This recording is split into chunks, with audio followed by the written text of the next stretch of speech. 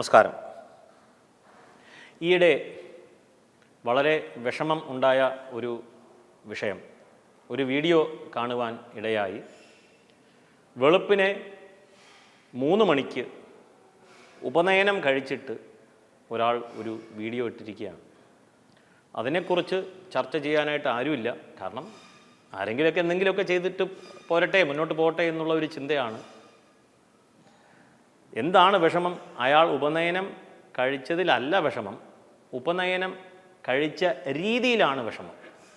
വളരെ സന്തോഷമേ ഉള്ളൂ, ഒരാൾ നല്ല മാർഗത്തിലേക്ക് പോവുകയാണ്. ത്രൈവർണികാനാം ഉപനയനാനന്തരം പിതൃമുഖാത് ഗായത്രിയും ശ്രുത്വാ എന്ന വചനമുണ്ട്. ത്രൈവർണികാനാം ഉപനയനാനന്തരം, ഉപനയനം ചെയ്യുക തീർച്ചയായിട്ടും 3 വർണ്ണങ്ങളിലുമുള്ളവർ.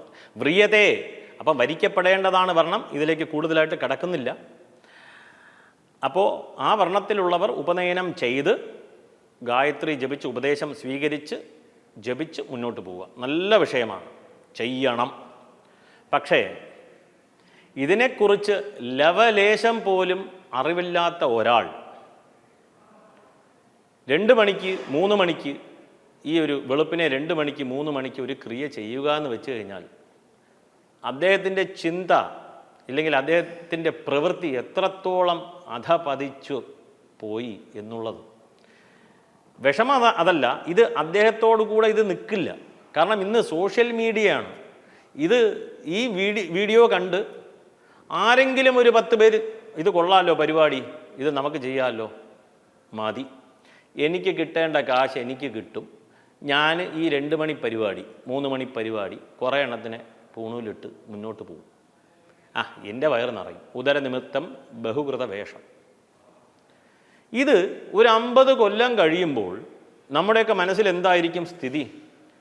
3 മണിക്ക് ഉപനയനം കഴിക്കാം ആയി. ഇനി അതിനെ മാറ്റാൻ പറ്റില്ല. കാരണം ശാസ്ത്രമാണോ വലുത്, സെൻറ്റിമെൻ്റ് ആണോ വലുത് എന്ന് ചോദിച്ചു കഴിഞ്ഞാൽ മനുഷ്യൻ്റെ സെൻറ്റിമെൻറ്റ് തന്നെയാണ്. കാരണം ഇന്ന് കൊണ്ടു നടക്കുന്ന ഒരു സെൻറ്റിമെൻ്റ് ഉണ്ട്, രാഹുകാലം.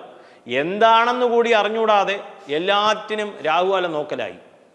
ഇനിയിപ്പോൾ അത് തെറ്റാണെന്ന് പറഞ്ഞു കഴിഞ്ഞാൽ കുറച്ച് പേര് ഇനിയിപ്പോൾ അതിന് നോക്കണ്ട എന്നുള്ളതിനെ ചിന്തിച്ച് അതിനെ മാറ്റിവെക്കും. എന്തിന് നോക്കണം എന്തിന് നോക്കണ്ട എന്നുള്ളതിലേക്ക് ആരും ചിന്തിക്കില്ല. കാരണം അത് സെൻറ്റിമെൻ്റായി. അപ്പോൾ ഇവിടെ പറയുവാൻ ഉദ്ദേശിച്ചത് 3 മണിക്ക് മുഹൂർത്തമില്ല, ഉപനയനിക്കാൻ പാടില്ല. അദ്ദേഹം ആ വീഡിയോയിൽ പറയുന്നുണ്ട് ഗണപതി ഹോമം കഴിച്ചു എന്നുള്ളത്. ഗണപതി ഹോമത്തിനും ഉപനയനത്തിനും യാതൊരു ബന്ധമില്ല. അവിടെ ഒരൊറ്റ ബന്ധമില്ല, ഒരു പുലബന്ധം പോലും ഇല്ല ഗണപതി ഹോമത്തിനും ഉപനയനത്തിനും.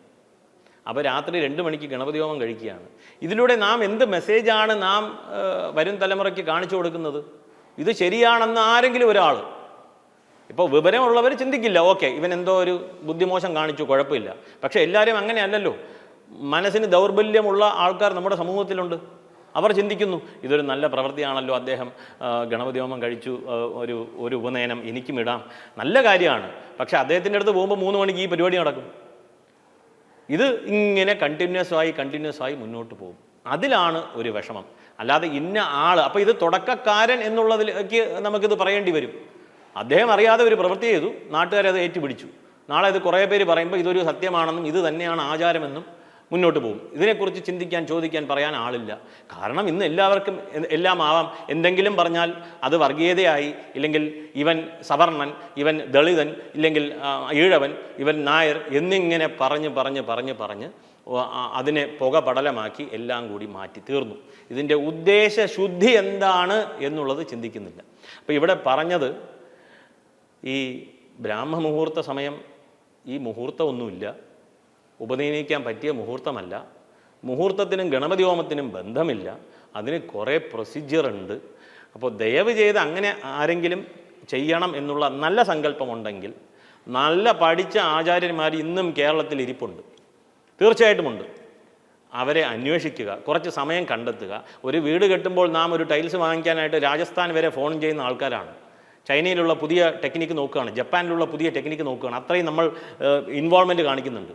അപ്പോൾ അതുകൊണ്ട് ഉപനയനിക്കണം എന്നുള്ളവർ നല്ലൊരു ആചാരനെ കണ്ടെത്തുവാനായിട്ട് ഒരു 15 ദിവസം ചിലവാക്കുക, കുഴപ്പമൊന്നുമില്ല, നല്ലതേ വരൂ. കാരണം നമ്മുടെ ചിന്ത നല്ലതിലേക്കാണ്, നല്ലത് വേണം എന്നുള്ള ചിന്തയോട് കൂടിയാണ് ഇതിൻ്റെ തുടക്കം. അപ്പോൾ ഇത് നല്ല പ്രവൃത്തി ചെയ്തേ പറ്റൂ, നല്ല രീതിയിൽ ചെയ്താലേ അതിൻ്റെ റിസൾട്ട് കിട്ടുകയുള്ളൂ.